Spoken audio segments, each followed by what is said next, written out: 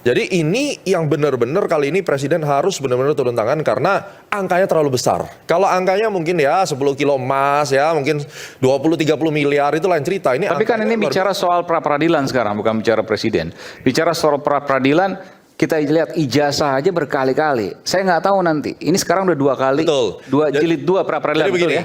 Nanti yang ketiga, keempat, kelima, dan ke-16 misalnya. Saya kan melihatnya begini ya, pra-peradilan tuh hak daripada Pak Jampitsus. Dan pokok perkaranya tidak bisa digelar. Nggak ada masalah. Saya ngelihat di hilirnya. Ini kan yang diperdebatkan hulunya. Saya tungguin di hilirnya. Indonesia sudah 81 tahun baru berulang tahun. Dan hadiah ulang tahunnya di dalam usia yang baru ini adalah harus menghadapi cobaan atau ujian menyelesaikan kasus yang sangat besar seperti ini, ya kan? Dengan tingkat kesulitan yang tinggi, karena saya percaya ini dua institusi friction ini kalau meledak, dampaknya itu adalah tsunami. Karena sekali lagi, follow the money.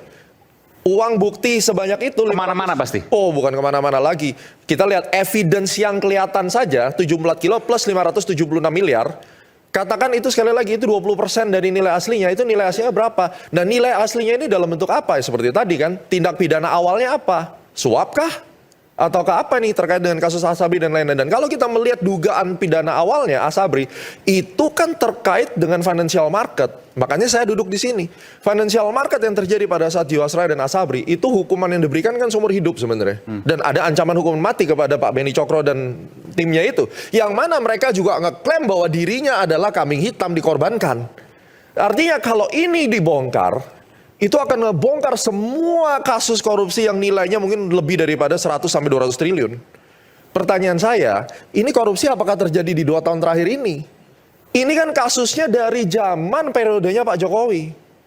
Nah, jadi kalau friction ini tidak diselesaikan dengan benar, ditunggu oleh masyarakat, berapa marah masyarakat, tapi kalau kasus ini diselesaikan dengan benar dan seadil-adilnya, berapa banyak keruntuhan dan korban yang akan terungkap.